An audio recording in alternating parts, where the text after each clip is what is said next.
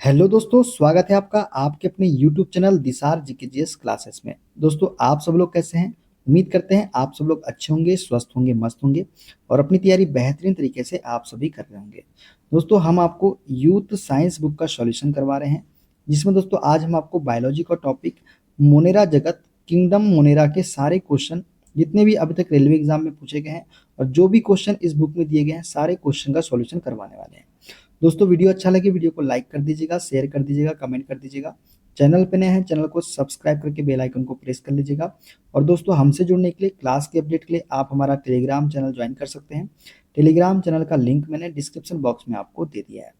और दोस्तों, सभी की प्लेलिस्ट भी हमने आपके लिए बना दी है, तो आप प्लेलिस्ट में जाके सारी वीडियो देख सकते हैं। चलिए दोस्तों, देर ना करते हुए स्टार्ट करते हैं आज का अपना सेशन। दोस्तों, आज से हम पढ़ेंगे वर्गीकी टैक्सोनॉमी के सारे क्वेश्चन, जिसमें सबसे पहले हम पढ़ेंगे दोस्तों वर्गीकरण समूहों की पदानुक्रमित संरचना और उसके बाद पढ़ेंगे मोनेरा जगत। ठीक है, देखते हैं सबसे पहले पहला क्वेश्चन।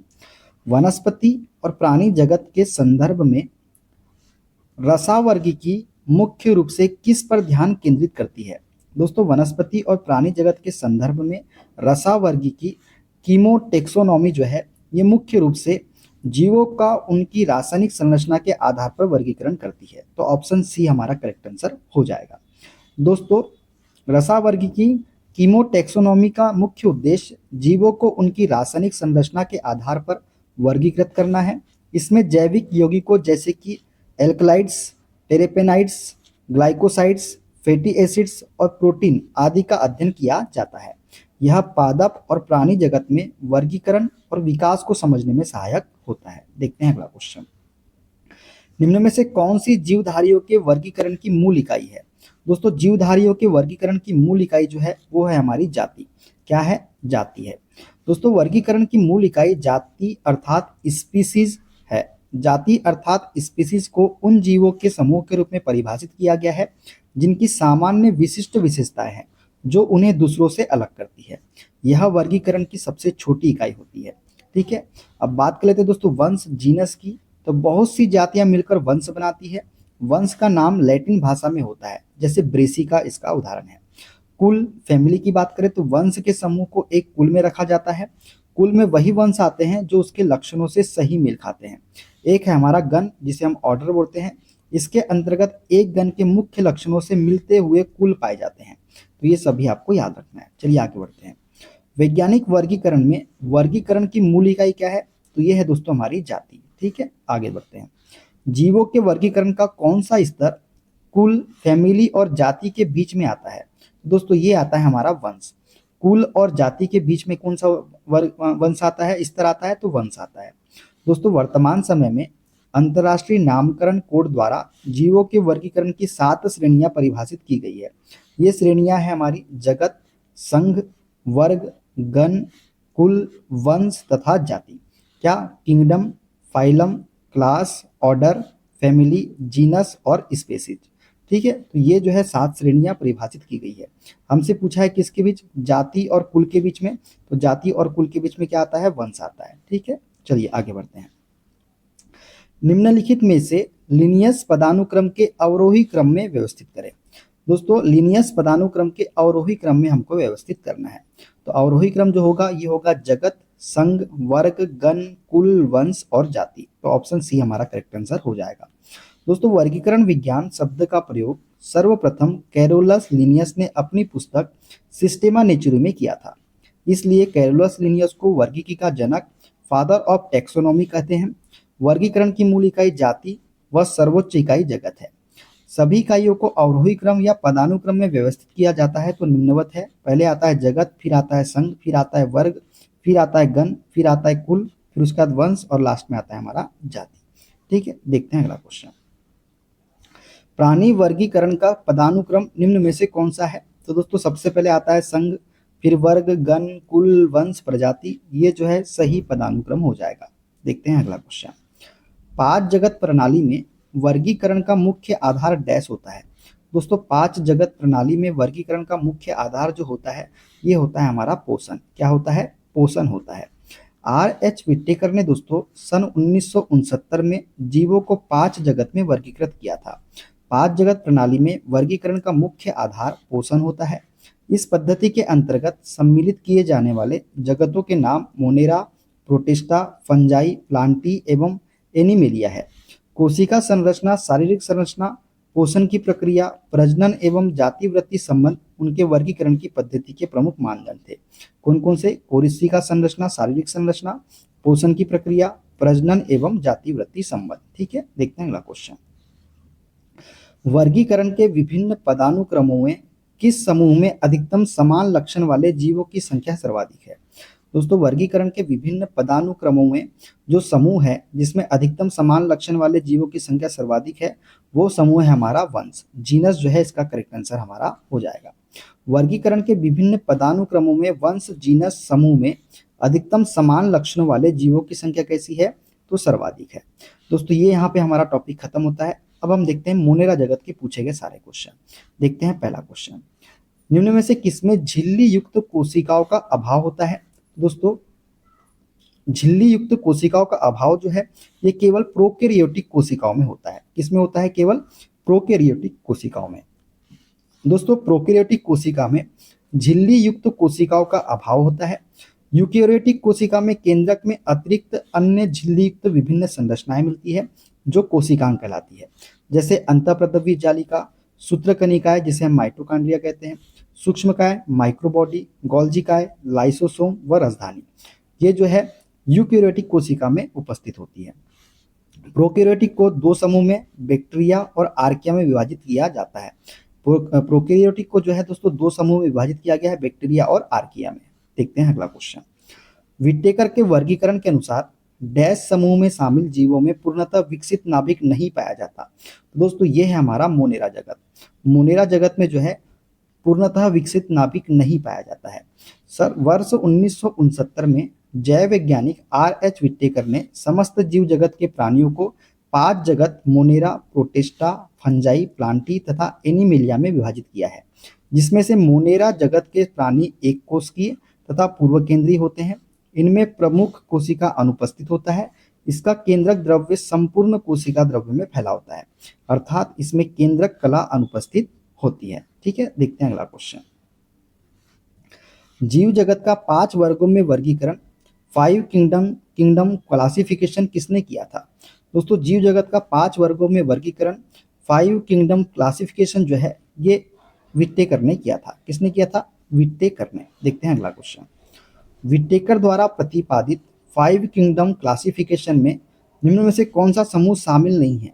एनिमेलिया है दोस्तों, प्रोटिस्टा है दोस्तों, फंजाई है, प्रोटोजोआ जो है ये शामिल नहीं है। ठीक है, देखते हैं अगला क्वेश्चन।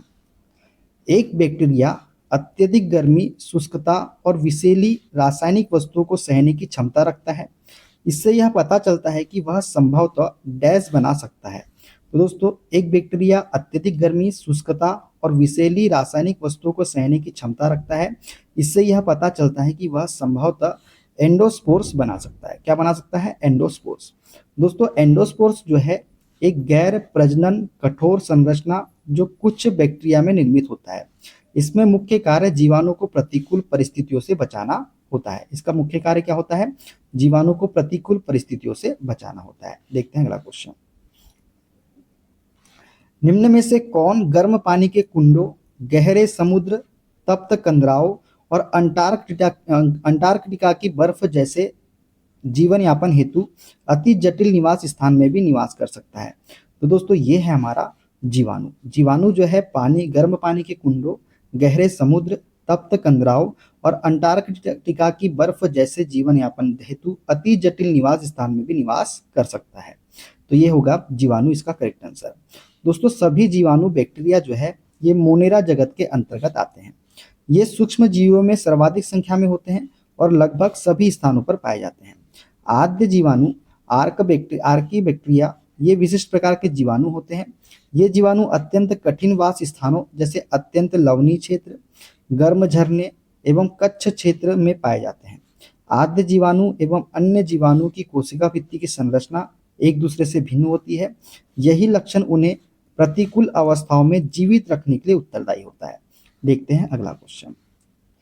निम्न में से कौन सा नाइट्रोजन फिक्सिंग बैक्टीरिया है? तो दोस्तों नाइट्रोजन फिक्सिंग बैक्टीरिया जो है ये है हमारा राइजोबियम।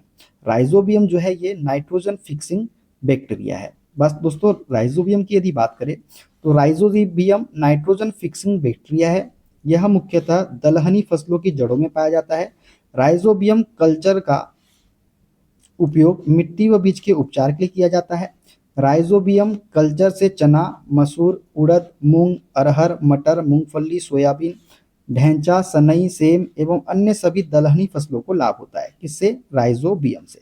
देखते हैं अगला क्वेश्चन। दूध को दही में बदलने के लिए किस बैक्टीरिया का प्रयोग किया जाता है? तो लैक्टोबैसिलस बैक्टीरिया का प्रयोग किया जाता है दोस्तों दूध को दही में बदलने के लिए। दोस्तों दूध को दही में बदलने के लिए लैक्टोबैसिलस बैक्टीरिया का प्रयोग किया जाता है। दही एक दुग्ध उत्पाद है जिसे दूध के जीवाणुविक किण्वन के द्वारा बनाया जाता है। यह पोषण की दृष्टि से protein, calcium, riboflavin, vitamin B6 और विटामिन B12 में समृद्ध है। ठीक है, देखते हैं अगला क्वेश्चन। निम्न में से किस समूह में बैक्टीरिया जैसे प्रोकैरियोटिक कोशिका तंत्र, केंद्रीय पटल रहित वाले एक कोश के जीव समाविष्ट है? तो यह है हमारा मोनेरा जगत। मोनेरा समूह में बैक्टीरिया जैसे प्रोकैरियोटिक कोशिका तंत्र, केंद्रीय पटल रहित वाले एक कोश के जीव समाविष्ट होते हैं। दोस्तों मोनेरा जगत में एक कोश के जीवों जैसे जीवाणुओं तथा नीलहरित शैवाल को समाविष्ट किया गया है। एक कोश के जीवों में केंद्रीय पटल रहित प्रोकैरियोटिक कोशिका तंत्र होती है, अर्थात जिनमें आनुवांशिक पदार्थ तो होता है परंतु इसे कोशिका द्रव्य से अलग रखने हेतु केंद्रक नहीं होता है। देखते हैं अगला क्वेश्चन। पहला प्रकाश संश्लेषी ऑक्सीजन उत्पन्न करने वाला जीव पृथ्वी पर प्रकट हुआ था। दोस्तों पहला प्रकाश संश्लेषी ऑक्सीजन उत्पन्न करने वाला जीव पृथ्वी पर प्रकट हुआ था, वो कौन सा था? तो वो था साइनोबैक्टीरिया। साइनोबैक्टीरिया इसका करेक्ट आंसर हो जाएगा। दोस्तों साइनोबैक्टीरिया जिसे नीलहरित शैवाल भी हम कहते हैं के नाम से भी जाना जाता है। यह एक पुरातन जीवाणु है तथा पृथ्वी पर उपस्थित प्रथम ऑक्सीकारी प्रकाश संश्लेषी जीव है। ऐसा माना जाता है कि पृथ्वी पर ऑक्सीजन युक्त वातावरण की उत्पत्ति इन्हीं के कारण हुई है। किनके कारण? नील हरित शैवाल साइनोबैक्टीरिया के कारण। देखते हैं अगला क्वेश्चन। बैसिली ऐसे जीवाणु हैं जो डैश होते हैं। दोस्तों बैसिली ऐसे जीवाणु हैं जो छड़नुमा होते हैं। कैसे होते हैं? छड़नुमा होते हैं। दोस्तों बैसिली ऐसे जीवाणु हैं जो छड़नुमा होते हैं। देखते हैं अगला। यदि किसी जीवाणु में केवल एक सिरे पर फ्लैजेला होता है तो इसे क्या कहा जाता है? दोस्तों यदि किसी जीवाणु में केवल एक सिरे पर फ्लैजेला होता है तो इसे मोनोट्राइकस कहा जाता है। क्या कहा जाता है? मोनोट्राइकस। ठीक है, देखते हैं अगला क्वेश्चन। एसेरेसिया कोलाई डैश में पाया जाता है। दोस्तों एसेरेसिया कोलाई जो है ये मनुष्य की आंत में पाया जाता है। कहाँ पाया जाता है? मनुष्य की आंत में। एसेरेसिया कोलाई मनुष्य की आंत में पाया जाता है। देखते हैं अगला क्वेश्चन। निम्न में से कौन मोनेरा समूह से संबंधित नहीं है? तो दोस्तों बैक्टीरिया है, साइनोबैक्टीरिया है, माइकोप्लाज्मा भी है। डाइटम जो है ये मोनेरा समूह से संबंधित नहीं है। दोस्तों सभी बैक्टीरिया मोनेरा जगत के अंतर्गत आते हैं। आद्य बैक्टीरिया, यू बैक्टीरिया तथा माइकोप्लाज्मा तीनों ही मोनेरा जगत के अंतर्गत आते हैं। मोनेरा में एक कोशिकीय प्रोकैरियोटिक को रखा गया है। डाइटम एक कोशिकीय यूकेरियोटिक है जो प्रोटिस्टा जगत का सदस्य है। मोनेरा समूह से संबंधित नहीं है। कौन? डाइटम हमारा। तो दोस्तों ये थे आज के सारे क्वेश्चन। वीडियो कैसा लगा कमेंट बॉक्स में जरूर बताइएगा। वीडियो अच्छा लगे दोस्तों वीडियो को लाइक कर दीजिएगा, शेयर कर दीजिएगा, कमेंट कर दीजिएगा। चैनल पे नए हैं चैनल को सब्सक्राइब करके बेल आइकन को प्रेस कर लीजिएगा। और दोस्तों हमसे जुड़ने के लिए, क्लास की अपडेट के लिए आप हमारा टेलीग्राम चैनल ज्वाइन कर सकते हैं। टेलीग्राम चैनल का लिंक मैंने डिस्क्रिप्शन बॉक्स में आपको दे दिया है। अगला हमारा टॉपिक होगा दोस्तों वो होगा प्रोटिस्टा जगत, किंगडम प्रोटिस्टा के जितने भी क्वेश्चन रेलवे एग्जाम में अभी तक पूछे गए हैं हम अगली वीडियो में डिस्कस करेंगे। मिलते हैं दोस्तों अगले वीडियो में। अपना ख्याल रखिए। Okay bye bye, take care.